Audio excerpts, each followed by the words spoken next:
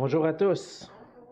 Bonjour à ceux qui sont ici, à ceux qui nous suivent en ligne, à tous ceux qui sont fidèles, qui sont ici ce matin. Merci à l'équipe de louange pour ce bon temps, la louange du Seigneur. Et ce matin, on continue ensemble notre série dans l'Évangile de Luc. Et on est rendu au chapitre 7, donc je vais vous inviter à tourner avec moi dans Luc au chapitre 7. Et ce matin, on va lire les versets 1 à 35. Et pendant que vous tournez, je voulais simplement vous porter à votre attention que tout récemment, on a commencé à mettre rendre disponibles nos messages plus de façon audio. Ils étaient toujours disponibles sur vidéo, sur YouTube, mais récemment, on a configurer tout ce qu'il fallait pour qu'on puisse avoir nos messages aussi en balado. Donc, si jamais ça vous tente pendant la semaine ou de réécouter le message, j'avais manqué le message, mais vous voulez l'écouter peut-être dans la voiture, vous pouvez chercher Église de l'Espoir de Saint-Hubert dans Apple Podcasts ou Google Podcasts et même sur Spotify maintenant. Donc, il y a toutes sortes de moyens que vous pouvez le trouver et puis vous pouvez réécouter, réentendre les messages pour votre édification, puis peut-être même des fois pour le partager à un ami qui peut l'entendre et qui peut l'écouter. Donc, je voulais simplement vous mentionner ça. Notre désir, évidemment, c'est que la parole de Dieu puisse être entendue et que des âmes puissent venir au Seigneur et puis que nous-mêmes, on puisse être touchés par la parole du Seigneur. Ce matin, on lit dans Luc au chapitre 7 et je vais lire à partir du verset 1. La parole de Dieu dit: Après avoir achevé tous ses discours devant le peuple qui l'écoutait, Jésus entra dans Capernaum. Un centenier avait un serviteur auquel il était très attaché et qui était malade, sur le point de mourir. Ayant entendu parler de Jésus, il lui envoya quelques anciens des Juifs pour le prier de venir guérir son serviteur. Ils arrivèrent auprès de Jésus et lui adressèrent d'instantes supplications, disant: « Il mérite que tu lui accordes cela, car il aime notre nation et c'est lui qui a bâti notre synagogue. » Jésus, étant allé avec eux, n'était guère éloigné de la maison quand le centenier envoya des amis pour lui dire: « Seigneur, ne prends pas tant de peine, car je ne suis pas digne que tu entres sous mon toit. C'est aussi pour cela que je ne me suis pas cru digne d'aller en personne vers toi. Mais dis un mot, et mon serviteur sera guéri.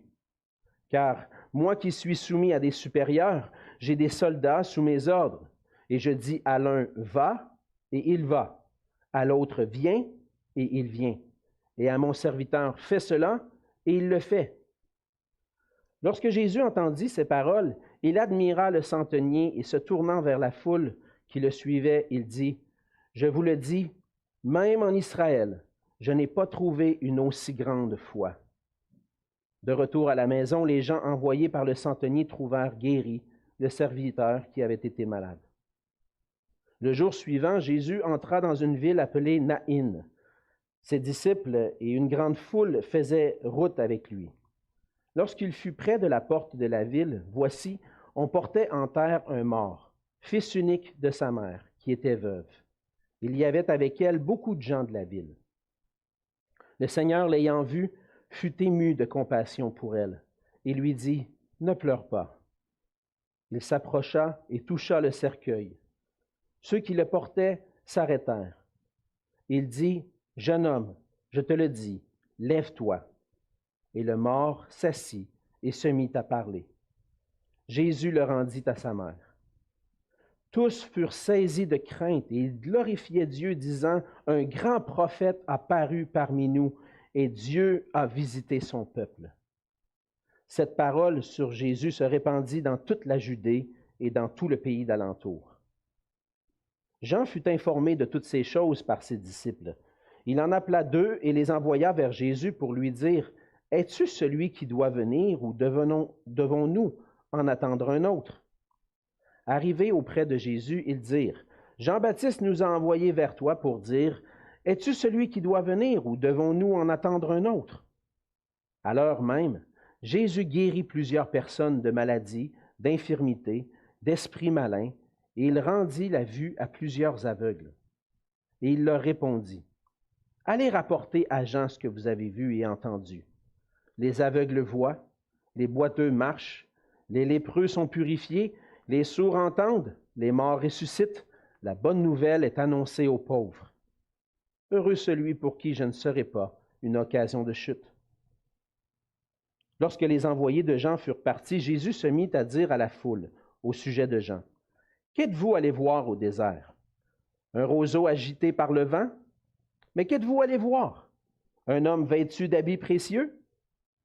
Voici ceux qui portent des habits magnifiques et qui vivent dans les délices, sont dans les maisons des rois. Qu'êtes-vous donc allé voir? Un prophète? Oui, vous dis-je, et plus qu'un prophète.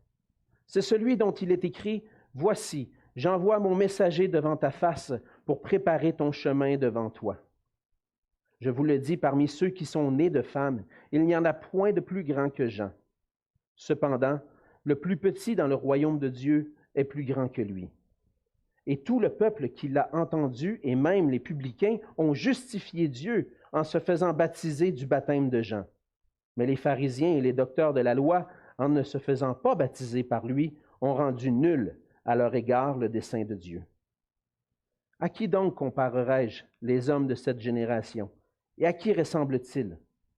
Ils ressemblent aux enfants assis sur la place publique et qui, se parlant les uns aux autres, disent « Nous avons joué de la flûte et vous n'avez pas dansé. Nous vous avons chanté des complaintes et vous n'avez pas pleuré. Car Jean-Baptiste est venu, ne mangeant pas de pain et ne buvant pas de vin, et vous dites « Il a un démon. » Le Fils de l'homme est venu, mangeant et buvant, et vous dites « C'est un mangeur et un buveur, un ami des publicains et des gens de mauvaise vie. » Mais la sagesse a été justifiée par tous ses enfants. On va se courber dans un mot de prière. Seigneur, notre Dieu, on se présente devant toi ce matin, devant ta face, Seigneur. Et on l'a chanté dans les louanges. On veut te donner toute la gloire et l'honneur parce que tu es digne de recevoir cette gloire, cet honneur, parce que tu es le seul vrai Dieu. Notre Père, nous venons à toi dans le nom de ton Fils Jésus qui nous a rachetés, qui nous a sauvés. Et nous venons à toi ce matin, Seigneur, parce que nous voulons entendre ta parole. Nous voulons que ces paroles qui ont été écrites pour nous il y a plusieurs siècles, on te prie, Seigneur, qu'à travers ces paroles, tu puisses faire ton œuvre dans nos cœurs. Et Seigneur, ce matin, on te prie que tu puisses faire silence en nos cœurs, que tu puisses apaiser nos craintes, nos pensées qui se bousculent, qui nous préoccupent, tout ce qui peut nous préoccuper, Seigneur, et que tu puisses les prendre. On veut les déposer à tes pieds, Seigneur, et te prier de venir faire ton œuvre en nous. Merci, Seigneur, pour cette parole. Merci pour ta parole qui nous édifie, qui nous affermit dans notre foi. Accomplis ton œuvre en nous ce matin, Seigneur. On t'en supplie, dans le nom de Jésus. Amen. Amen. De plus en plus, notre société, notre culture va rejeter ou exprimer, au minimum, beaucoup de scepticisme en ce qui concerne la personne de Jésus-Christ. La personne de Jésus telle qu'elle est décrite dans les Évangiles. Plusieurs acceptent de croire que Jésus a existé. J'écoutais récemment justement à ce sujet-là un professeur de théologie de l'Université Laval, et puis pour ceux qui ne le savent pas, dans les facultés de théologie de nos universités qui sont de plus en plus séculières, on remet beaucoup en question beaucoup de choses qui ont été écrites.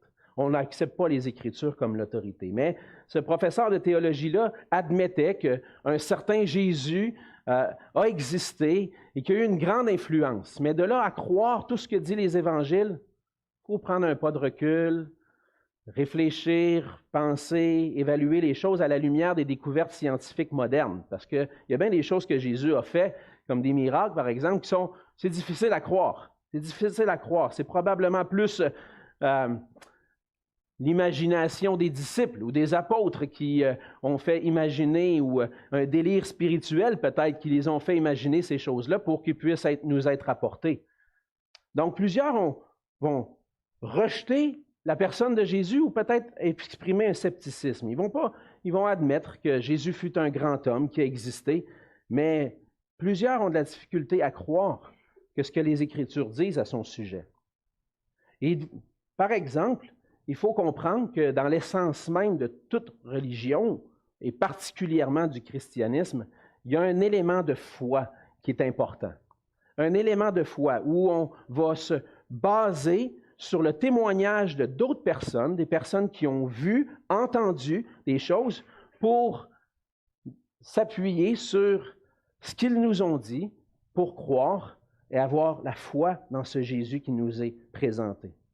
La foi chrétienne est basée sur le récit d'événements qui ont pris place dans l'histoire et qui ont une influence, non seulement sur le bien-être des gens, mais sur notre relation avec Dieu. Le récit des événements qui se sont accomplis il y a 2000 ans constitue le fondement de notre foi. Pour nous qui sommes chrétiens, qui ont placé notre foi en Jésus-Christ, on n'a pas eu d'autres révélations, ou peut-être parfois par quelque chose de particulier, mais on n'a pas eu d'autres révélations que les témoignages qu'on voit dans les Écritures. Le témoignage que l'on voit dans les Écritures et qu'on entend à travers les Écritures est le fondement de cette foi-là. Et par la grâce de Dieu, par l'œuvre de l'Esprit en nous, qui nous a ouvert les yeux, nous a fait reconnaître que ce témoignage-là est vrai. Mais toute notre foi est basée sur un récit, sur les Écritures qui nous enseignent et qui nous disent qu'est-ce qui s'est passé il y a 2000 ans. Et en face de tous les arguments scientifiques, par exemple, qui peuvent nous fournir peut-être des explications sur l'origine de l'univers ou essayer de discréditer le message de l'Évangile, il peut nous arriver parfois, nous-mêmes, de vivre des périodes de doute et de remise en question, à savoir, est-ce que ce que je crois, est-ce qui est écrit dans les Écritures est réellement vrai?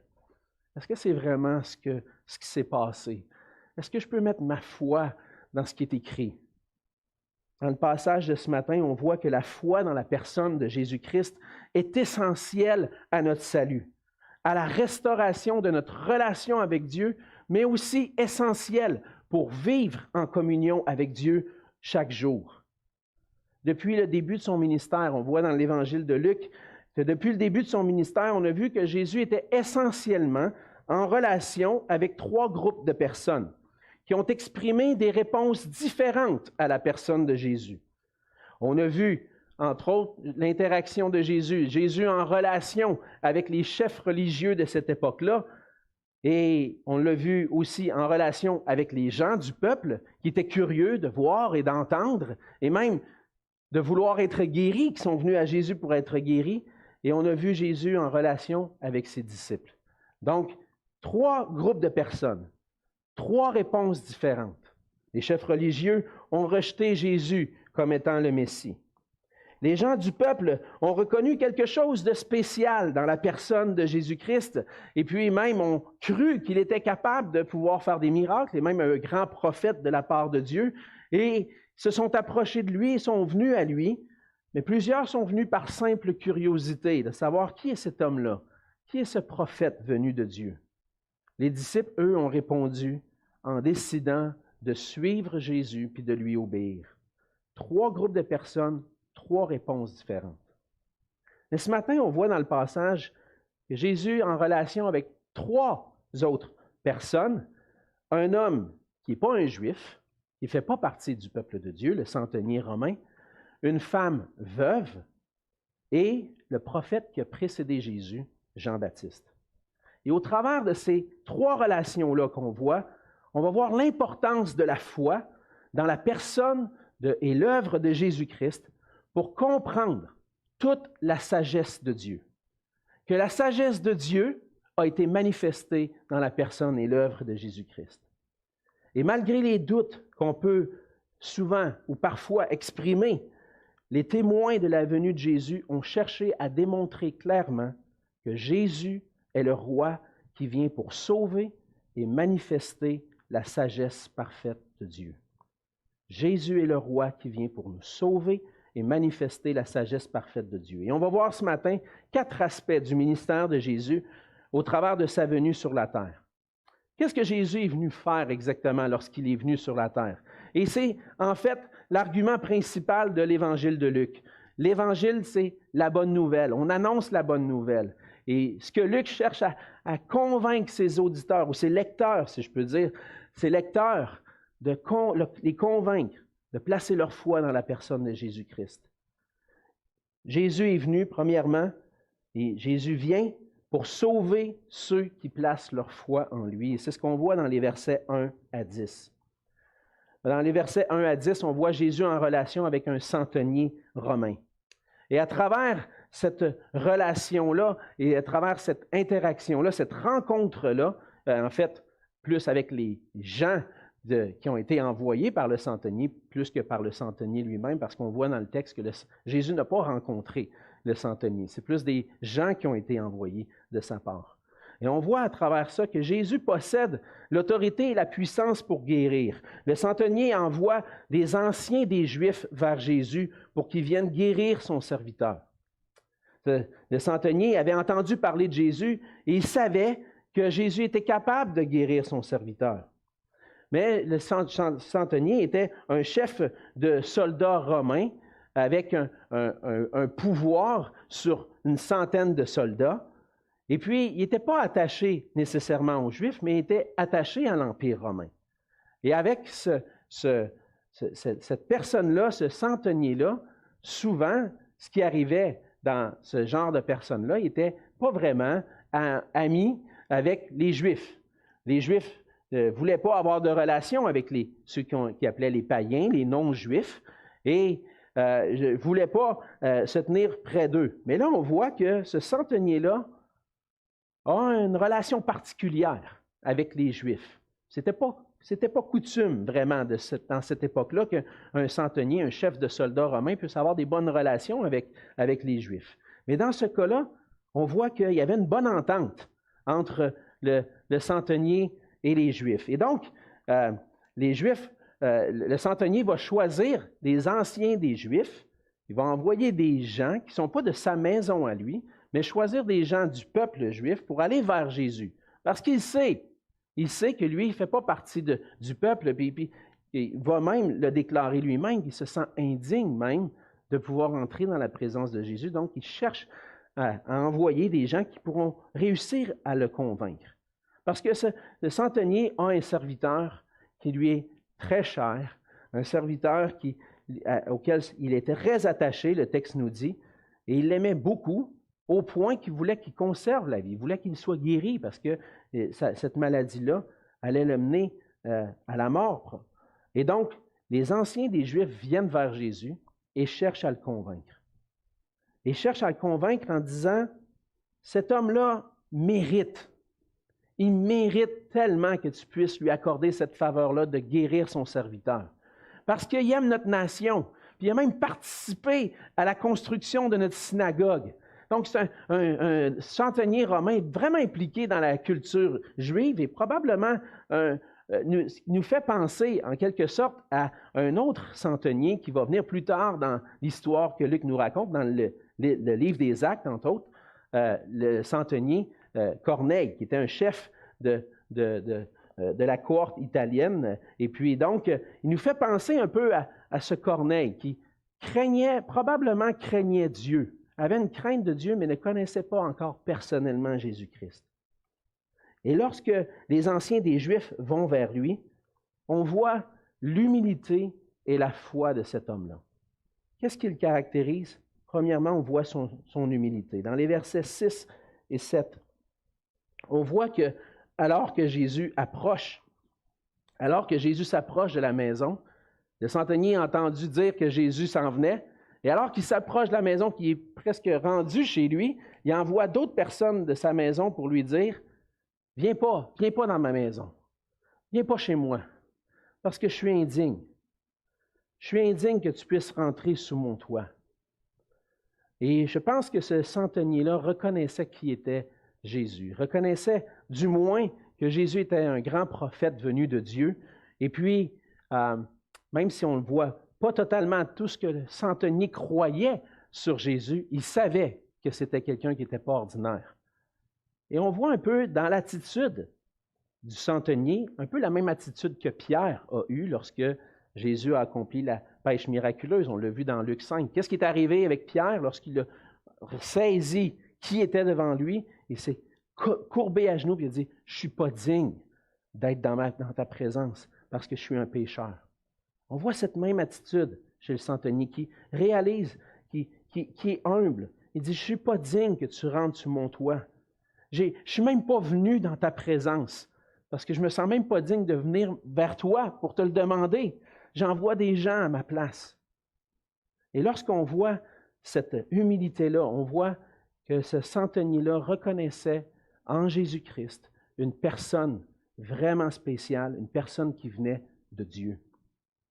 Et il va manifester sa foi dans l'autorité et la puissance de Dieu. Et cette foi-là se manifeste dans le verset 8, à la fin du verset 7, il dit « Viens pas chez moi, mais dis un mot. Tu as juste à dire un mot, puis mon serviteur va être guéri. » Ça nous montre la foi que cet homme-là avait dans Jésus. Jésus n'a même pas besoin de venir chez moi. Il n'a même pas besoin de venir toucher mon serviteur. Il a juste besoin de dire une parole, puis il va être guéri. Il croyait à la puissance et à l'autorité de Jésus. Il croyait à son pouvoir de guérir. Il manifeste cette foi-là en disant, « Moi, j'ai des soldats qui sont soumis à mes ordres. Puis lorsque je dis quelque chose, ben mes serviteurs, mes soldats, ils font ce que je dis. » Et puis, il prend cette image-là pour montrer exactement quelle autorité Jésus a. Quelle autorité il croit que Jésus a. Si moi, quand je dis une parole, mes serviteurs font ce qui est nécessaire, ils font exactement ce que je dis, toi, quand tu vas parler, tu es capable de guérir mon serviteur.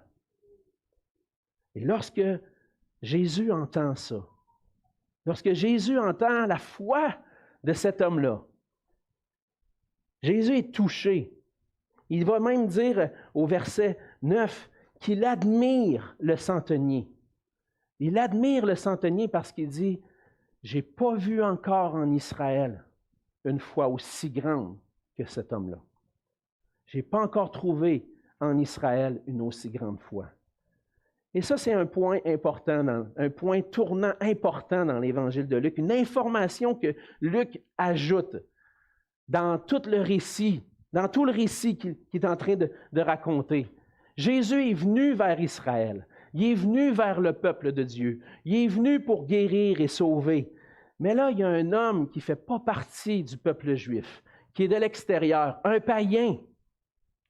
Et Jésus dit, lui a la foi, et j'admire la foi de cet homme-là. Et Luc vient ouvrir un horizon qui n'était pas encore clair dans l'Évangile de Luc jusqu'à maintenant. Il va clarifier que lorsque Jésus vient, il ne vient pas seulement pour les Juifs, mais il vient pour sauver les gens de toutes les nations. Et Jésus admire la foi de ce centenier-là. Et l'histoire de ce centenier-là nous montre un peu ce qui va se passer même dans le livre des Actes. Une fois que Jésus est retourné au ciel, un des premiers païens à se convertir à l'Évangile, c'est un centenier dans la personne de Corneille. Et puis, l'histoire de Corneille nous montre que lorsque la parole a été annoncée, lorsque l'Évangile de Jésus-Christ a été annoncé, Corneille et sa famille se sont convertis au Seigneur. Et puis, à travers ça, Dieu montrait que les portes du royaume de Dieu ne sont pas limitées seulement à des Juifs, mais à des gens de toutes les nations. Et aujourd'hui, Jésus appelle des gens de toutes les nations, tous les peuples de la terre, à croire avec la même foi que ce centenier-là. As-tu la foi du centenier? Crois-tu que Jésus soit le seul qui peut te sauver? Peu importe ce que tu es en train de vivre, Jésus peut te sauver de cette situation-là. Jésus peut te sortir de la situation que tu es en train de vivre. Mais Jésus est premièrement venu, comme nous dit l'Évangile de Luc, Jésus est celui qui est venu pour chercher et sauver ce qui était perdu. ce centenier-là avait un problème, il avait un serviteur malade, puis ça l'affectait énormément, puis Jésus a eu de la compassion pour lui, puis il a guéri son serviteur. Mais le plus grand problème, ce n'est pas nos maladies. Le plus grand problème, ce n'est pas nos souffrances. Notre plus grand problème, c'est qu'on est perdu dans nos péchés. Et c'est pour ça que Jésus est venu. Et pour pouvoir saisir la grâce qui se trouve en Jésus, qui vient nous sauver, on a besoin de croire que lorsque Jésus dit un mot, il a le pouvoir de l'accomplir. Jésus a le pouvoir de pardonner les péchés. Jésus a le pouvoir de guérir. Et lorsque nous plaçons notre pleine confiance en lui, il peut nous sauver. Et lorsque nous plaçons notre pleine confiance en lui et qu'on continue de vivre dans nos vies, il est celui qui peut nous sauver. Est-ce que ça veut dire qu'à toutes les fois que je vais vivre une épreuve, Jésus va me sauver? On va voir un petit peu plus loin dans le récit ce matin que Jean-Baptiste vivait une grande épreuve quand il était en prison et que Jésus a choisi que c'était la part qu'il devait vivre. Donc, est-ce que Jésus a le pouvoir de nous guérir? Est-ce que Jésus a le pouvoir de nous sauver de nos épreuves? Oui, il a le pouvoir et on peut avoir pleinement confiance en lui qu'il a ce pouvoir-là. Mais est-ce que Jésus ne veut pas des fois nous appeler sur un chemin pour souffrir pour son nom? Et ça ne veut pas dire que Jésus n'a pas le pouvoir. Ça ne veut pas dire que Jésus n'a pas le pouvoir de l'accomplir, mais parfois il veut nous travailler nos cœurs, nous amener sur un chemin qui va ressembler au sien pour qu'on puisse lui ressembler à lui aussi. Alors Jésus vient pour sauver tous ceux qui placent leur foi en lui, juifs ou non juifs. Jésus est notre sauveur. Il est le roi qui vient pour sauver. C'est ce qu'on voit premièrement. Deuxièmement, dans la deuxième partie du passage ce matin, dans les versets 11 à 17, on voit que Jésus vient pour manifester sa compassion envers les plus démunis. Jésus va manifester sa compassion envers une dame.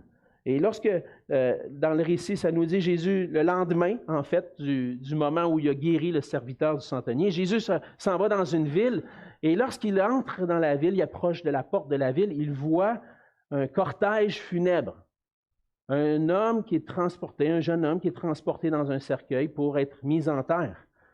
Et lorsque Jésus voit cette situation-là, il réalise que ce jeune homme-là, c'était le fils unique d'une femme veuve. Et ce qui est important de comprendre dans le contexte de cette époque-là, dans un contexte un peu plus patriarcal que notre époque aujourd'hui, c'était que le chef du foyer était celui qui pourvoyait principalement aux besoins de la famille. Donc, cette femme-là avait un mari auparavant qui était là pour pourvoir à ses besoins puis pourvoir aux besoins de sa famille. Mais le texte nous dit qu'elle était veuve, donc elle avait perdu son mari. Et sur qui elle reposait pour pouvoir subvenir à ses besoins? Sur son fils, son fils qui était maintenant rendu un jeune homme, qui devait maintenant prendre la responsabilité de soutenir sa mère. Et là, Jésus arrive et voit que cette femme-là a non seulement perdu son mari, mais a perdu son fils qui peut aider à subvenir à ses besoins. Et donc, ce qu'on voit, c'est que cette femme-là était démunie. Et Jésus a été ému de compassion envers cette femme-là qui vient de perdre son fils. Et Jésus va porter une attention particulière à la misère de cette femme-là. Il éprouve une compassion au point d'être ému. C'est pas, lorsqu'on voit souvent dans le texte biblique, lorsque Jésus est ému de compassion, on comprend dans le texte original qu'il y a eu littéralement ce que ça veut dire, que Jésus a éprouvé des entrailles de miséricorde. Ça veut dire que c'est une compassion qui est venue du plus profond de lui-même. Il a vu cette situation-là, puis il a dit, cette femme-là est démunie, et il a eu compassion d'elle. Et ça nous montre le cœur de Jésus. Ça nous montre combien Jésus, non seulement il parle, il commande avec autorité, mais qu'il est capable aussi de démontrer une compassion et de comprendre les épreuves qu'on peut traverser. Jésus a compassion de nos situations, de toutes les situations qu'on peut vivre. Et on peut lui faire pleinement confiance parce qu'il connaît nos épreuves, il connaît nos faiblesses, il connaît notre situation. Et dans Hébreux, chapitre 4, verset 15, l'auteur de l'Épître aux Hébreux nous rappelle que nous n'avons pas en Jésus-Christ un souverain sacrificateur qui ne puisse compatir à nos faiblesses. Au contraire, il a été tenté comme nous en toutes choses, sans commettre de péché. Et lorsqu'on utilise le mot tenter, oui, Jésus a été tenté de pécher, mais c'est souvent, on peut le traduire aussi, il a été éprouvé comme nous en toutes choses. Et il n'a pas perdu la foi en son Père à travers ça. Il a continué de marcher avec son Père. Et Jésus a compassion, a manifesté cette compassion envers les gens de son époque qu'il a rencontrés, comme cette dame qui était démunie. Et non seulement cela, Jésus peut compatir parce qu'il a vécu lui-même les épreuves et les souffrances que nous vivons. Et Jésus a vécu une vie comme la nôtre. Il a connu l'épreuve et la difficulté comme nous. Mais il peut nous aider et nous supporter. Et cette compassion que Jésus manifeste envers cette femme nous montre qu'il n'est pas indifférent à ce que nous pouvons vivre. Et Jésus possède la puissance pour redonner la vie, puis nous redonner la vie dans les situations difficiles. Et donc, on voit dans le passage, encore une fois, Jésus manifester son autorité et sa puissance. Qui aurait pu ressusciter ce jeune homme-là? Personne d'autre que Dieu lui-même, que la puissance de Dieu lui-même. Et Jésus, avec compassion, va dire à cette femme, « Pleure pas. » « Ouais, mais là, mon fils est mort. Pleure pas. Je vais faire quelque chose de merveilleux. Je vais redonner la vie à ton fils. » Jésus met la main sur le cercueil et dit, « Jeune homme, lève-toi. » Il se lève. La puissance de Dieu est manifestée à travers ce que Jésus-Christ accomplit. Et Luc va faire une petite parenthèse, ou en quelque sorte va donner des détails sur la situation. Au verset 12, ce qui m'a frappé, à la fin du verset 12, il dit qu'il y avait avec elle beaucoup de gens de la ville. Cette femme-là n'était pas tout seule, puis ça ne s'est pas passé en catimini, cette histoire-là. Il y a des gens qui l'ont vu. Il y a des gens qui ont été témoins de ce que Jésus a accompli. Et là, ce que Luc est en train de nous dire, c'est que mon récit, ça ne se base pas sur des oui-dire. Ça se base sur ce que des gens ont réellement vu. Et il y a des gens qui étaient là, présents, qui ont été témoins de ce jeune homme-là qui était mort, qui est revenu à la vie. Jésus a manifesté son pouvoir. Il a manifesté qu'il était le Fils de Dieu, qu'il était le Christ et qu'il avait le pouvoir de redonner la vie. Et il possède aujourd'hui le pouvoir de redonner la vie à tous ceux qui placent leur foi en lui. Parce que Jésus, en réalité, est celui qui peut nous redonner cette vie spirituelle. On est mort à cause de nos péchés. Et à cause de sa puissance, à cause de ce qu'il a accompli pour nous à la croix, et par sa résurrection, aujourd'hui, il a le pouvoir de nous ressusciter, de nous redonner la vie. Et non seulement cela, il a le pouvoir de nous redonner la vie quand on a l'impression d'être mort.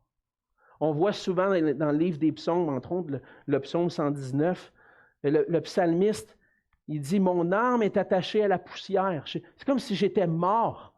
Rends-moi la vie selon ta parole. Rends-moi la vie selon ta promesse. Et lorsque je vis une épreuve, puis j'ai l'impression de j'ai plus d'énergie pour lutter, j'ai plus rien, je me sens comme mort. Jésus est là, puis il peut me redonner la vie, il peut me restaurer à travers sa parole. Le psalmiste va dire aussi dans le psaume 42, « Pourquoi t'as battu mon âme? Confie-toi en Dieu. » Et on peut faire confiance à Jésus-Christ, parce qu'il est celui qui nous redonne la vie et qui nous relève même dans nos épreuves. Et Jésus, à travers ça, va manifester qu'il est le Christ, qu'il est celui qui est venu de Dieu, et ça nous prépare, les versets 16 et 17, nous prépare au récit sur Jean-Baptiste. Et on voit au verset 16 que tous furent saisis de crainte lorsqu'ils voient ce jeune homme-là ressuscité. Ils disent, « Wow! Il vient de se passer quelque chose de grand, là. » Et il y a la crainte qui les saisit. Et il glorifiait Dieu en disant, « Un grand prophète a paru parmi nous. Dieu a visité son peuple. » Gloire à Dieu, parce qu'il est venu nous visiter. Il est venu nous visiter dans la personne de Jésus-Christ. Et cette parole-là a commencé à se répandre partout parce que les gens témoignaient de ce qu'ils avaient vu et entendu. Et Jean-Baptiste va entendre ça. Et ça nous amène à ce troisième point. Pourquoi? Ce troisième aspect de la venue de Jésus, que Jésus vient pour accomplir la promesse de salut de Dieu dans les versets 18 à 23. On voit dans cette section-là du passage qu'il y a des amis de Jean-Baptiste, en fait 2 de ses disciples, qui vont être envoyés par Jean pour aller poser la question à Jésus, es-tu réellement celui qui devait venir ou est-ce qu'on doit en attendre un autre?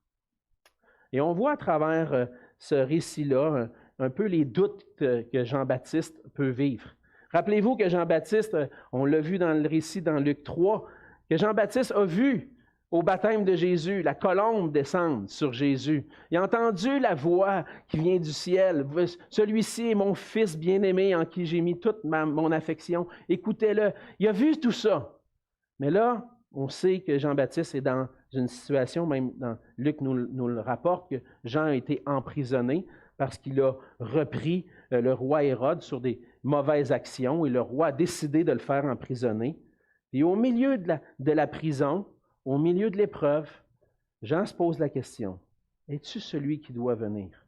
Et pourquoi Jean se pose ces questions-là? Alors qu'il a vu tout ce qui s'est passé avant. Il a vu Jésus, il l'a baptisé, il a vu ce qui s'est passé. Pourquoi?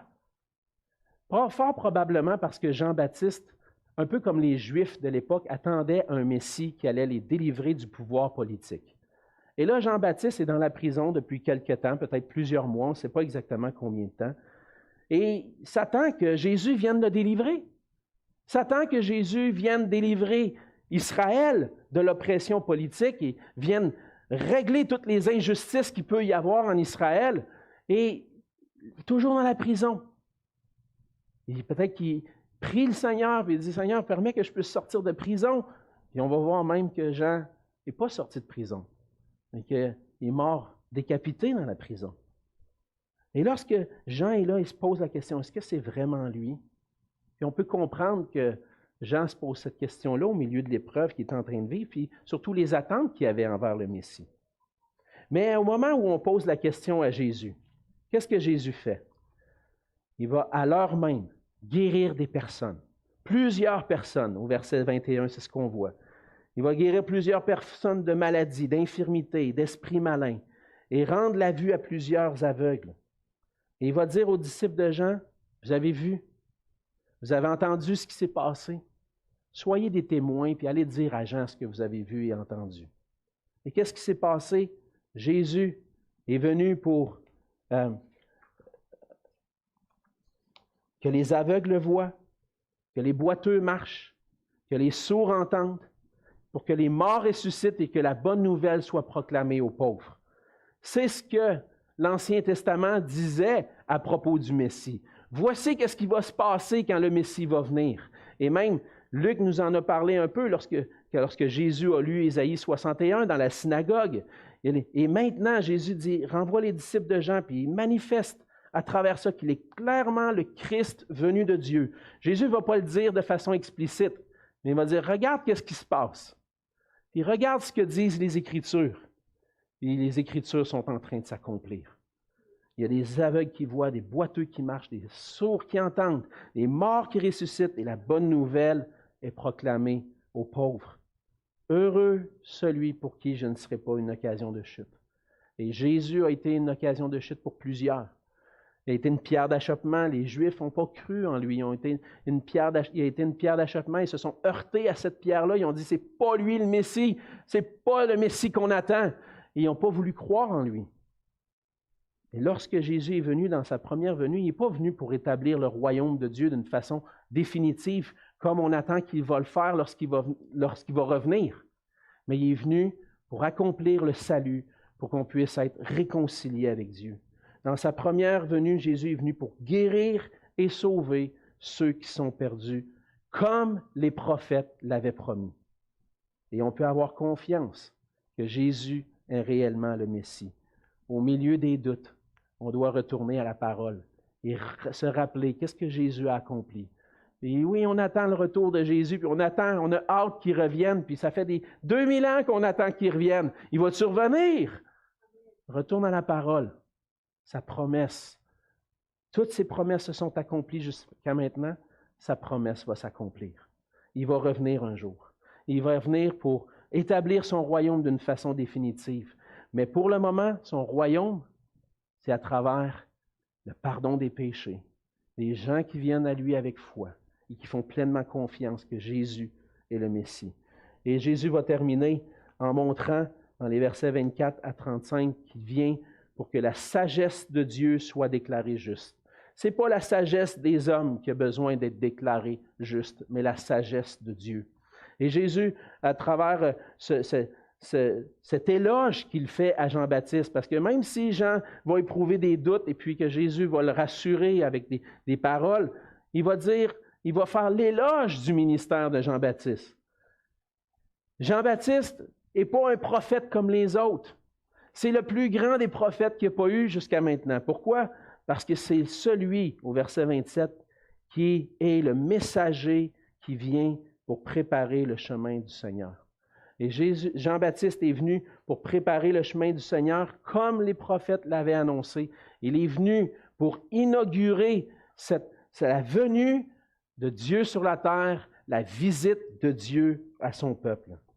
Et par la venue de Jean-Baptiste et son ministère, les gens devaient comprendre qu'il arrivait un moment de l'histoire où Dieu venait visiter son peuple.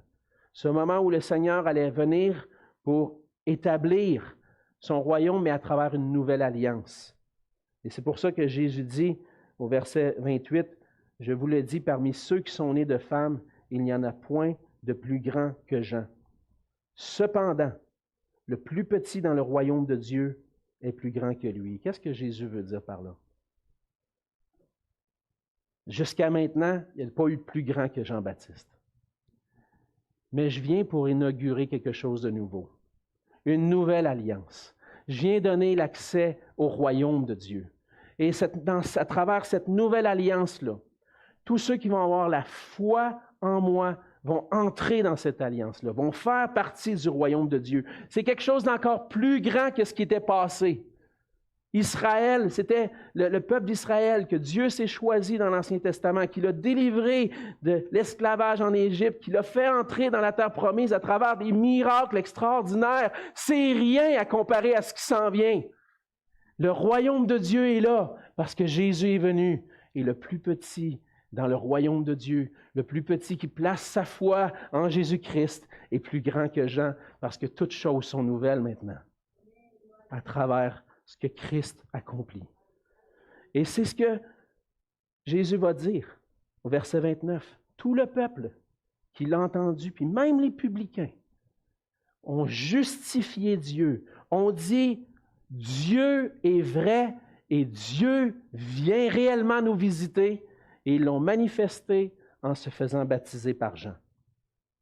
Mais, à travers le peuple d'Israël, il y en a d'autres, les pharisiens, les docteurs de la loi, qui ne se sont pas fait baptiser et qui ont annulé envers eux la bénédiction que Dieu promettait d'une nouvelle alliance. Et lorsque Jésus parle au verset 31, « À quoi comparerai-je les hommes de cette génération? À qui ressemble-t-il? » Il est en train de, en quelque sorte, pleurer sur tous ces chefs religieux puis tous ces gens qui attendaient la venue d'un Messie, mais qui se sont heurtés contre cette pierre d'achoppement. Ils n'ont pas cru que Jésus était réellement le Fils de Dieu, le Messie qui était annoncé. Et puis, les gens, les chefs religieux ont voulu en entraîner plusieurs avec eux. Et c'est un peu cette parabole-là. Ils étaient comme des enfants sur la place publique. Ils disaient, on a joué de la flûte, puis vous n'avez pas dansé. On aurait aimé ça que vous dansiez avec nous quand on jouait de la flûte. Et quand on a dit des complaintes, on aurait aimé ça que vous pleuriez avec nous. Mais les gens n'ont pas cru ces chefs religieux-là. Pourquoi? Parce qu'ils ont dit, Jean-Baptiste, c'est pas vrai. Il n'a pas mangé, il n'a pas bu de vin, ben, il y a un démon. Ils ont qualifié, ils ont rejeté Jean. Et là, ils vont rejeter le Fils de l'homme.